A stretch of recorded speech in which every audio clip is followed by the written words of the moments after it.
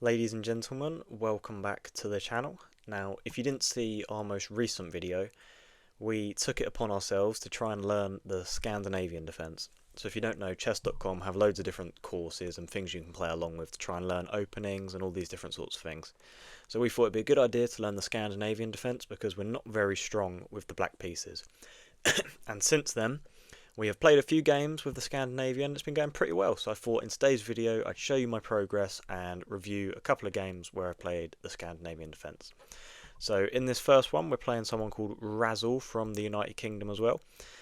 They played with a 78 accuracy, I played with a 91.7, which is completely because of the theory that we studied. We knew all the right moves to play. And our game rating, not that it really means anything, but was 1550 for them and 1900 for me. So let's get straight into the review. I prefer to do it this way. So obviously start with e4 and then we play d5, the Scandinavian. We exchange, and when they bring their knight out, we learn to play a5. But an important thing to remember is if you're going to play a5 at some point when you're threatened, it's good to play c6, just so your queen always has a square to run away to.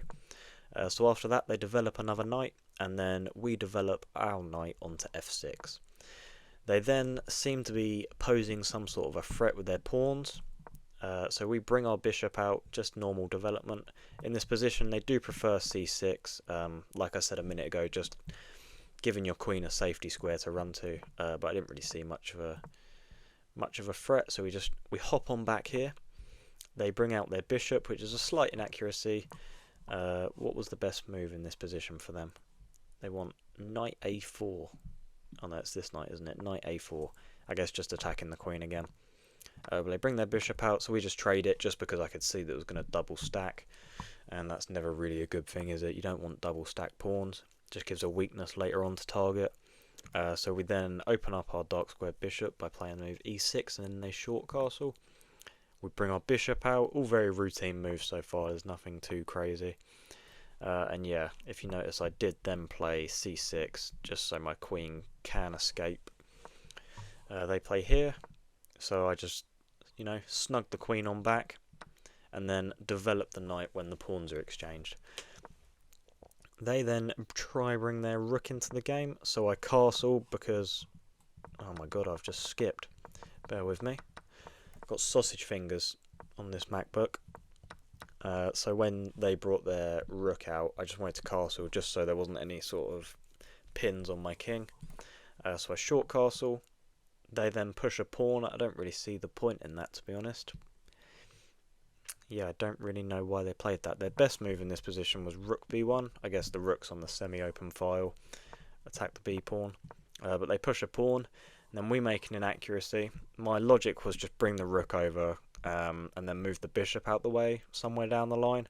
Maybe even just bring it back, and then I've got a double attack on this pawn. Looks pretty logical to me. I'm not sure why it's an inaccuracy. Knight d4 was apparently better. Wow, wait, really? Can't they just take back? What do I then do? I then give a check, and then h1, and then we've got, oh wow, we win a knight there. Wow. Yeah, so I completely missed that. But yeah, apparently it was good just to take straight away. But we take there, and then we're just up a free pawn. And yeah, the eval bar just has us completely winning. They exchange the dark square bishops. Tuck my queen back, and then we've got a double attack on this pawn. But this pawn was undefended, so I thought I'll move this one out of danger first. And then when they move their rook down, just take the free pawn.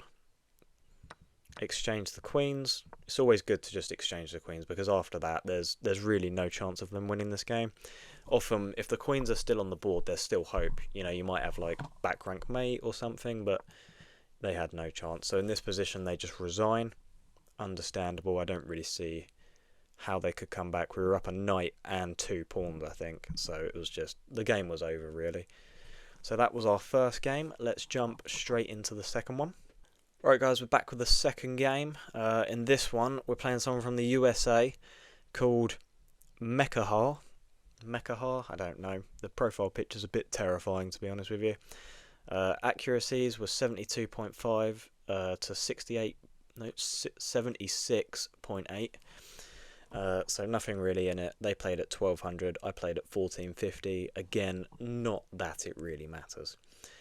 Let's jump into the analysis. So obviously we start with e4, d5, they exchange, I take with the queen, and then play a5 when they bring the knight out.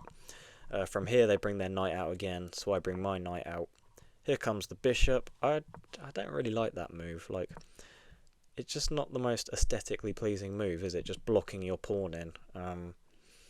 I don't know, I feel like maybe here would have been a bit better if they played there, because then you're not blocking your pawn in, are you? Yeah, so apparently this is a book move, so that just means it's like a well-known opening. It's a theory move. So that just looks a bit better to me, but that, you know, they go with bishop d3, which is fine, I guess. I then put my bishop onto g4, so the idea is I'm just pinning the knight to the queen. So if this knight were to try to jump here, for example, obviously it wouldn't, but just say it did, I'd then take the queen. But obviously that wouldn't happen, it's just pinning the knight there. They short castle, and so I play the move e6 just to try and open up my dark squared bishop, so I can put it on one of these diagonals and attack the castled king. They play knight e4, which is an inaccuracy. Why is that an inaccuracy? Where's the option to show the moves? Maybe it's in the review. Yeah, so knight e4 is an inaccuracy. Whoa. What? I don't understand. Is it because I play here? I don't understand why that's an inaccuracy. I couldn't tell you. I'm not that good at chess. But nonetheless, we get knight to e4. I bring my bishop out. I wonder why I put it there. Would it have been better to bring my bishop here? I guess they can take, so probably not. But nonetheless, yep, maybe it was a good move then. Bishop e7. They trade. Whoa, how is that? Did they want me to take with the pawn? What? How is that best move? Do you know what I mean? Like, that is so crazy, weakening my king side like this, when I can just take with the bishop. Inaccuracy, wow. I'm so curious to know why. They'd play bishop e4, I'd push my pawn. They push their pawn. I really don't understand where the advantage comes from there, but who am I to question Stockfish, eh? They kick my bishop back, they bring their queen, we bring our pawn forward. It does a couple of things. So obviously it gives my queen a few more squares to retreat to, and it also stops ideas of, I don't know, them putting a bishop on this diagonal and attacking here. Just because obviously when you move your light squared bishop out, the b7 pawn does become weak, there's nothing defending it. So it just means it can't be attacked diagonally, and it also reinforces the centre squares. Then we get them really just throwing everything they've got at my bishop, just attack, attack, attack. But obviously my bishop can just step back, and then we trade it off.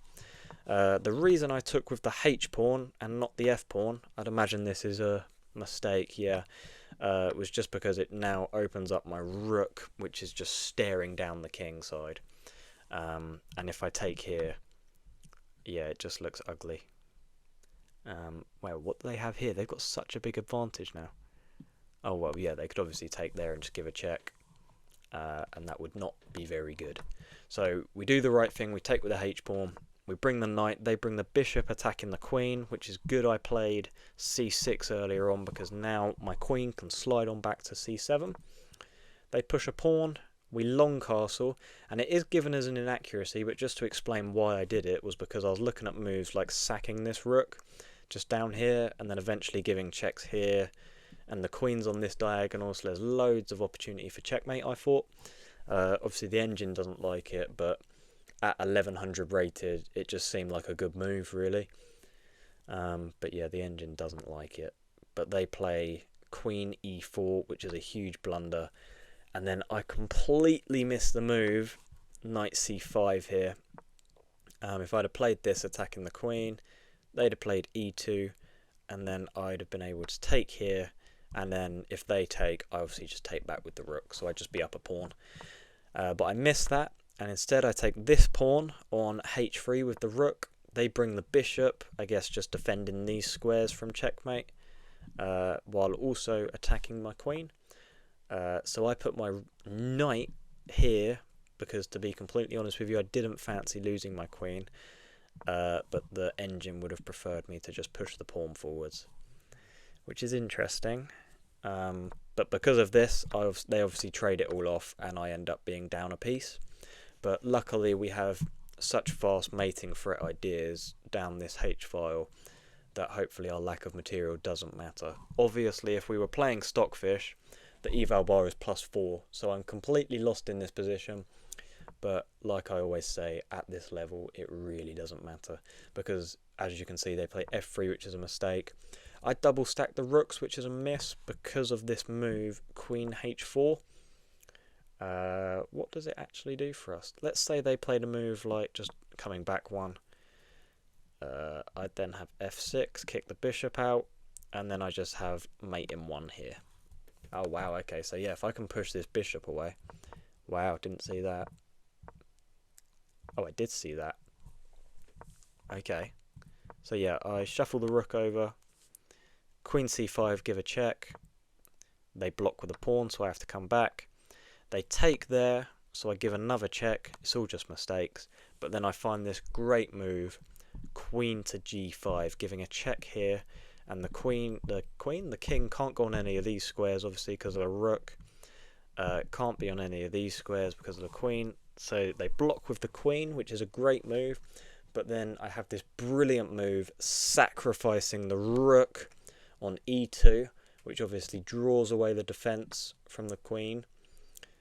From the king, sorry, on the queen. And then I have a free queen. And this position's given as completely equal if you can find the right moves. They obviously take there. So I then find another great move, giving a check here, while also attacking the bishop.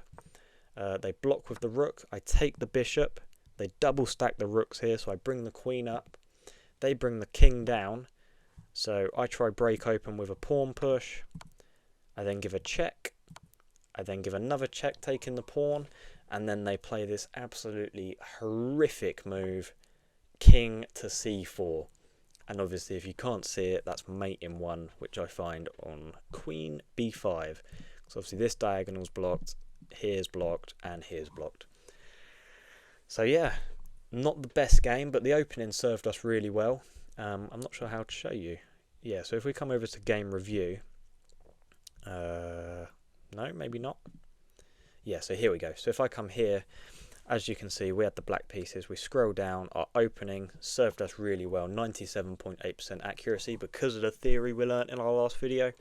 The middle game really wasn't the best, 61%. As you can see, I was in a completely lost position.